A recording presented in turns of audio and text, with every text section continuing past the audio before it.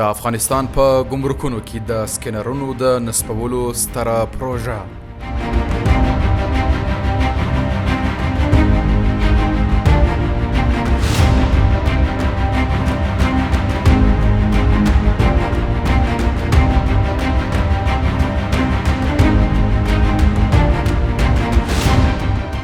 سلام ګرانو دوستانو، په دې ویډیو کې به د افغانستان اسلامي امارات یوه ستره او مهمه هڅه او فعالیت سره وګورو.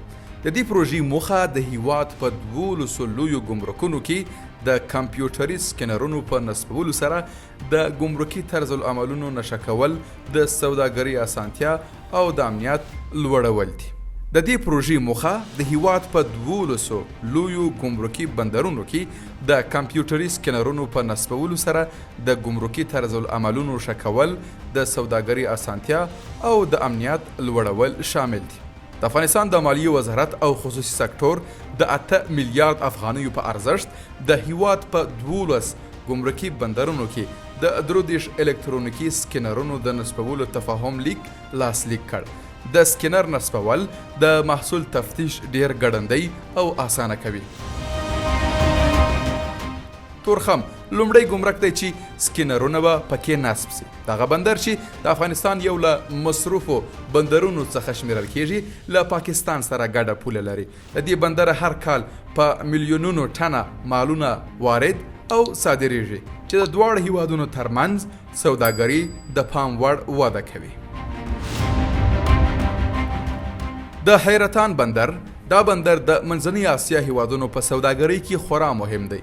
دا بندر هر کال د پام وړ واردات او صادرات ترسره کوي چې د پام وړ عاید راوړي. بل مهم بندر سپین بولدک دی. دا بندر د پراخو محصولاتو د وارداتو او صادراتو لپاره خورا مهم دی. هر کال ډیری مالونه له دې بندر څخه تیریږي. له ایران سره یو له مهمو سوداګریزو بندرونو څخه د اسلام کلا پوله ده. دا بندر د مختلفو مالونو د ننوتلو او وتلو بندر په توګه خورا مهم دی. له ایران سره سوداګري ګمرکي عواید زیاتوي. د تورغونډۍ بندر له ترکمنستان او د منځنۍ اسیا له نورو هیوادونو سره سوداګري د همدې بندر له لارې ترسره کیږي. دغه بندر ډیر مالونه لیږدوي چې د سیمهییزې سوداګرۍ له ودې سره مرسته کوي. د افغانستان ایران پر پوله یو بل مهم بندر د نیمروز د میلک بندر دی.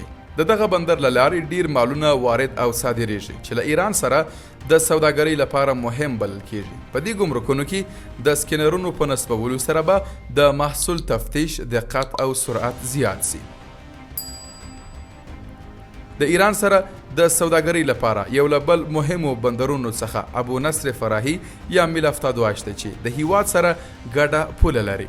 د توکو د صادراتو او وارداتو لپاره دا بندر اړین دی او له دې لارې سوداګري ګمرکي عواید زیاتوي.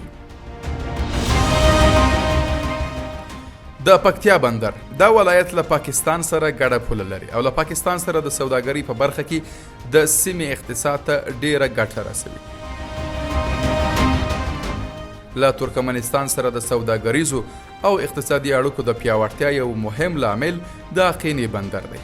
په دې بندر کې د سکینر په نصبولو سره به د کارګو د تفتیش پروسې سرعت او روڼتیا ښه سي.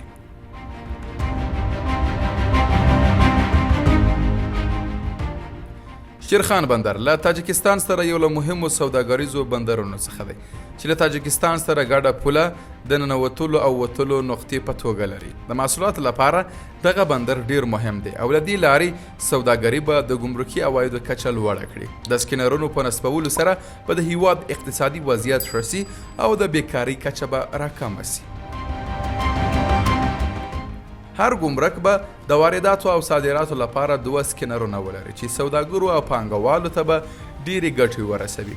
دا سکینرونه د کارونو زیاتوالي کې مرسته کوي او د ګمرکي چارو ترسره کولو لپاره اړین وخت کموي، په داسې حال کې چې سرعت او دقت زیاتوي.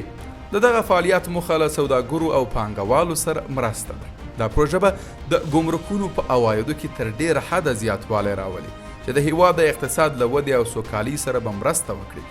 د نوو الکترونیکي سکینرونو په نصبولو سره به د هیواد ګمرکونه خوندي سي او د قاچاقي جرمونو مخه به ونیول سي. دا پروژه د اوږدمهاله ودې لپاره مهمه ده ځکه چې دا د ګمرکي سوداګرۍ لپاره د هیواد زیربنا ملاتړ کوي. د عامه او خصوصي سکتورونو ترمنځ همکاري به د دې پروژې په اغیزمن تطبیق کې مرسته وکړي. د دې پروژې په ترڅ کې به د هیواد تاریخي ابدات د قاچاق وړونکو څخه خوندي سي او د هیواد د کلتور او میراث په ساتنې کې به مرسته وکړي. د افغانستان په ګمرکونو کې د کمپیوټري سکینرونو نصبول د هیواد د ودې او پرمختګ په لور یو مهم ګام دی او د لا زیاتو اقتصادي، امنیتي او شفافیت په برخو کې به مرسته وکړي. دولت او سوداګري سکتور به په ګډه کار وکړي او د دا نوښت څخه به ټول افغانان ګټه واخلي. مننه چې تر پایه زموږ سره ملګري وئ.